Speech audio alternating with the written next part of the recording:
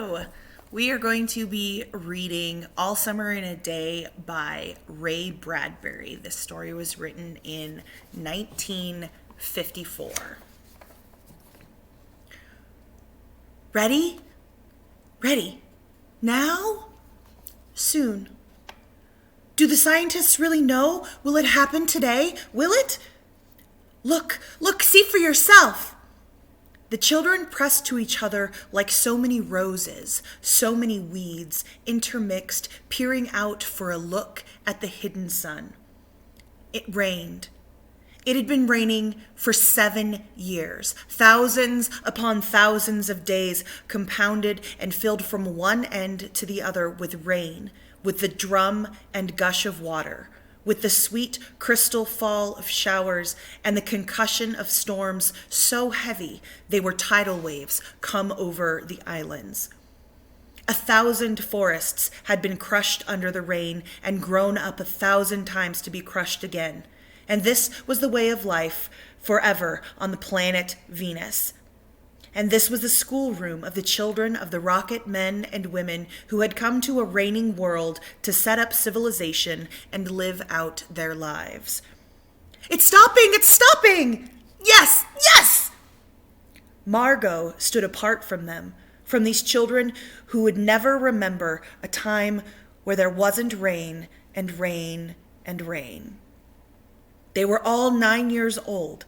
And if there had been a day 7 years ago when the sun came out for an hour and showed its face to the stunned world, they could not recall. Sometimes at night she heard them stir in remembrance, and she knew they were dreaming and remembering gold, or a yellow crayon, or a coin large enough to buy the world with. She knew they thought they remembered a warmness, like a blushing in the face, in the body, in the arms and legs and trembling hands. But then they always awoke to the tatting drum, the endless shaking down of clear bead necklaces upon the roof, the walk, the gardens, the forests, and their dreams were gone. All day yesterday they had read in class about the sun, about how like a lemon it was, and how hot. And they had written small stories or essays or poems about it. I think the sun is a flower that blooms for just 1 hour. That was Margot's poem, read in a quiet voice in the still classroom while the rain was falling outside. "Oh, you didn't write that!" protested one of the boys. "I did," said Margot. "I did." "William," said the teacher. But that was yesterday. Now the rain was slackening, and the children were crushed in the great thick windows. "Where's teacher?" "She'll be back." "She'd better hurry, we'll miss it." They turned on themselves like a feverish wheel, all tumbling spokes. Margot stood alone. She was a very frail girl who looked as if she had been lost in the rain for years, and the rain had washed out the blue from her eyes, and the red from her mouth, and the yellow from her hair. She was an old photograph, dusted from an album, whitened away, and if she spoke at all, her voice would be a ghost. Now she stood separate, staring at the rain and the loud, wet world beyond the huge glass. "What are you looking at?" said William. Margot said nothing. "Speak when you're spoken to." He gave her a shove, but she did not move. Rather, she let herself be moved only by him and nothing else. They edged away from her. They would not look at her. She felt them go away. And this was because she would play no games with them in the echoing tunnels of the underground city. If they tagged her and ran, she stood blinking after them and did not follow. When the class sang songs about happiness and life and games, her lips barely moved. Only when they sang about the sun and the summer did her lips move as she watched the drenched windows.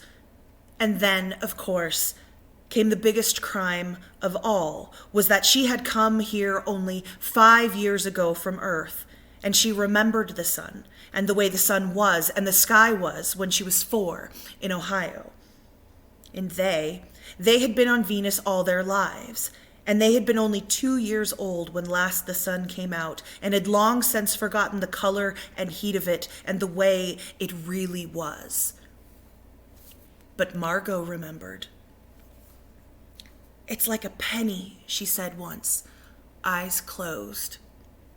"No, it's not," the children cried. "It's like a fire," she said, "in the stove." "You're lying! You don't remember!" cried the children. Excuse me. But she remembered and stood quietly apart from all of them and watched the patterning windows. And once, a month ago, she had refused to shower in the school shower rooms, had clutched her hands to her ears and over her head, screaming, "The water mustn't touch her head." So after that, dimly she sensed it. She was different, and they knew her difference and kept away. There was talk that her father and mother were taking her back to Earth next year. It seemed vital to her that they do so, though it would mean the loss of thousands of dollars to the family. And so the children hated her for all these reasons of big and little consequence. They hated her pale snow face, her waiting silence, her thinness, and her possible future. "Get away!" the boy gave her another push. "What are you waiting for?" Then, for the first time, she turned and looked at him. And what she was waiting for was in her eyes. "Well, don't wait around here!" cried the boy savagely. "You won't see nothing." Her lips moved. "Nothing!" he cried. "It was all a joke, wasn't it?" He turned to the other children. "Nothing's happening today, is it?" They all blinked at him, and then, understanding, laughed and shook their heads. "Nothing! Nothing!" "Oh, but," Margot whispered, her eyes helpless. "But this is the day. The scientists predict, they say, they know the sun." "All a joke," said the boy, and seized her roughly. "Hey, everyone, let's put her in a closet before the teacher comes." "No," said Margot, falling back. They surged about her, caught her up and bore her, protesting, and then pleading, and then crying, back into a tunnel, a room, a closet, where they slammed and locked the door. They stood looking at the door and saw it tremble from her beating and throwing herself against it. They heard her muffled cries. Then, smiling, they turned and went out and back down the tunnel, just as the teacher arrived. "Ready, children?" She glanced at her watch. "Yes," said everyone. "Are we all here?" "Yes." The rain slacked still more. They crowded to the huge door. The rain stopped. It was as if in the midst of a film concerning an avalanche, a tornado, a hurricane, a volcanic eruption, something had first gone wrong with the sound apparatus, thus muffling and finally cutting off all noise, all of the blasts and repercussions and thunders, and then second, ripped the film from the projector and inserted in its place a beautiful tropical slide which did not move or tremor. The world ground to a standstill.